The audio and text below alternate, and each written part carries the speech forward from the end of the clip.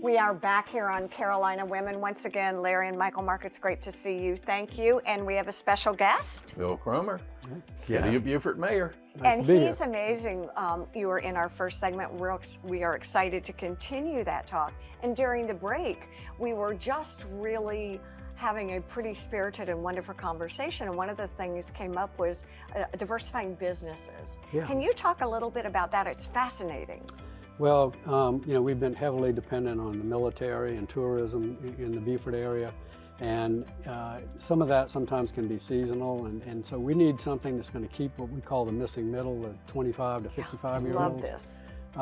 Here in Beaufort. And rather than having to leave and then maybe come back at some point when they retire, we worked with the Charleston Digital Corridor, a fellow named Ernest Andrade, who set that up for Charleston. And after a long period of time, they were finally able to call Charleston Silicon Harbor because they've really gotten off the ground and they're self-sustaining now. So the city has used some money that we got from the federal government, the ARPA money and others, to start up what they call the Beaufort Digital Corridor. Okay. And it's a technology incubator. Hopefully, startup businesses would come out of there after a couple of years and then establish something locally that would hire people. And usually in technology, you got higher paying jobs. See, I love technology incubator. That's brilliant. Why would that be so good for us, and what would that look like? Well, they pay well, and people can afford to live here. And what better place to live, work, and play than Beaufort? You were talking a bit about cybersecurity and some things like that specifically. Well, we have another area or another group called the South Coast Cyber Center, and in connection with USCB and TCL, they have some programs that give certificates and degrees or diplomas in the area of cybersecurity. And TCL just had a graduate came out that got a starting job at $90,000 a year. So those are the kind of higher paying jobs that we're looking for to keep people here. And the good thing about technology, they don't have to be in an office building or anything. They can be at home, they can be anywhere and work remotely and still, live here and get well-paying jobs. So. Well, and you're talking about how that kind of intersected with affordable housing. Well, yeah, because we still are looking for that, to come through, and I think, as we get more jobs here, we're gonna, hopefully rise some people up into a higher pay grade, but we've still got that need, which you've got a couple of projects in the city right now, which got funded, which we're pretty excited about. Can you share those with us?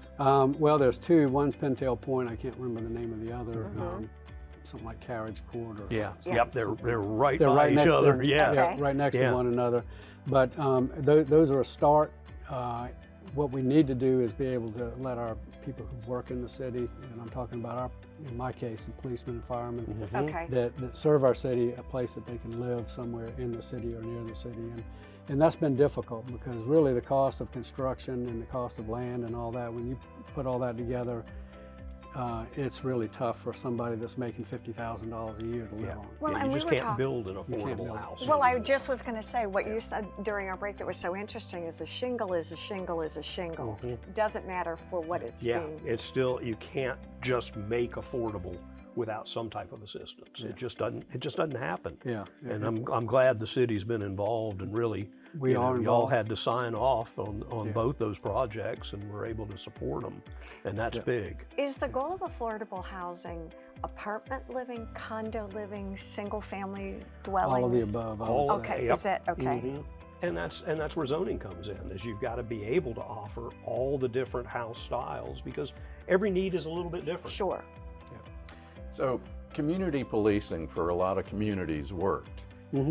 As it is in Beaufort, it's not really feasible because we're doing community policing. Are you? Oh, yeah, absolutely. In fact, what is community policing? It's basically having an outreach where they're reaching out into the community and getting to have a good relationship, I guess, between the public and the police department. Got it. And our police department has been very active with activities with the children, and especially in the Northwest Quadrant and other areas of the city.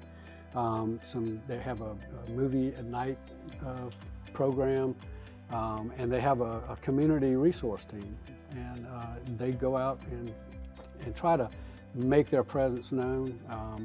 They're downtown when we have all of our festivals. They we have I want to call it like a policeman on the beat, walking around in the stores, exactly. and poking his head in and waving his hand instead of being in the car driving around. Those kind of things where we can connect with the public. Well, this has been so amazing. I mean, you are a wealth of information. We could sit here for the next 3 hours and talk. Stay with us, though. We will be back here on Carolina Women with our Men on the Couch.